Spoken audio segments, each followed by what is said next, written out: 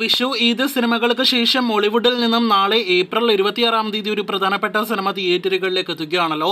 ദിലീപിനെ നായകനാക്കി നടനും സംവിധായകനുമായ വിനീത് കുമാർ സംവിധാനം ചെയ്യുന്ന പവി കെയർ ടേക്കർ നാളെ ഏപ്രിൽ 26-ാം തീയതി തിയേറ്ററുകളിൽ റിലീസ് ചെയ്യുകയാണ്. തിയേറ്ററുകളിലെ ബുക്കിംഗ് ആരംഭിച്ചിട്ടും ദിലീപിന്റെ സേഫ് സോൺ സിനിമയൊക്കെ ആയിരുന്നിട്ടും ഈ കോമഡി എന്റർടൈനർ സിനിമയ്ക്ക് ഒരു തരത്തിലും പ്രീ റിലീസ് ഹൈപ്പ് നേടിയെടുക്കാനായിട്ട് കഴിഞ്ഞിട്ടില്ല എന്ന് ബുക്കിംഗ് സ്റ്റാറ്റസിൽ നിന്ന് വ്യക്തമാകുകയാണ്. ചിത്രത്തിന്റെ കൃത്യമായ പ്രീ സെയിൽ കളക്ഷൻ പോലും ഇനിയും പുറത്തു വന്നിട്ടില്ല. അതിൽ നിന്ന് അർത്ഥമാക്കേണ്ടത് സിനിമയ്ക്ക് വളരെ കുറവാണ് പ്രീ സെയിൽ കളക്ഷൻ എന്ന് തന്നെയാണ്. തങ്കമണിയുടെ റിലീസിനോടനുബന്ധിച്ച് വന്ന കണ്ടന്റുകൾ പോലും മോശമായിരുന്നു. എന്നാൽ ഇവിടെ പവി കെയർ ടേക്കർ കണ്ടന്റുകളെല്ലാം തന്നെ ഡീസന്റ് അഭിപ്രായങ്ങളെങ്കിലും നേടിയെടുത്തതാണ്.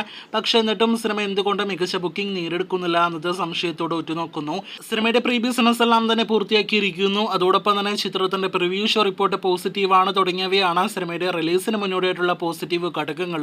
തിയേറ്റർ ഉടമകളുടെ സംഘടനയായ ഫിയോക്കാണ് സിനിമ കേരളത്തിൽ വിതരണം ചെയ്യുന്നതെങ്കിൽ പോലും വിഷു ഈദ് സിനിമകൾ ഇപ്പോഴും തിയേറ്ററുകളിലെ മികച്ച ഹോൾഡോടെ പോകുന്നതുകൊണ്ട് പവി കെയർ ടേക്കർ എന്ന സിനിമയ്ക്ക് വമ്പൻ സ്ക്രീൻ കൗണ്ടൊന്നും തന്നെ ലഭ്യമായിട്ടില്ല. മറ്റൊരു വശത്താണെങ്കിൽ ലോക്സഭാ തെരഞ്ഞെടുപ്പ് നാളെ നടക്കുകയാണ്. ആ കാരണത്താൽ തന്നെ രാവിലെ 10 മണിക്കും 9 മണിക്കും ആരംഭിക്കേണ്ട സിനിമയുടെ ആദ്യ പ്രദർശനമെല്ലാം തന്നെ കേരളത്തിലെ ഭൂരിഭാഗം തിയേറ്ററുകളിലും ഉച്ചയ്ക്ക് 12 മണിയോടെയാണ് ആരംഭിക്കുന്നത്.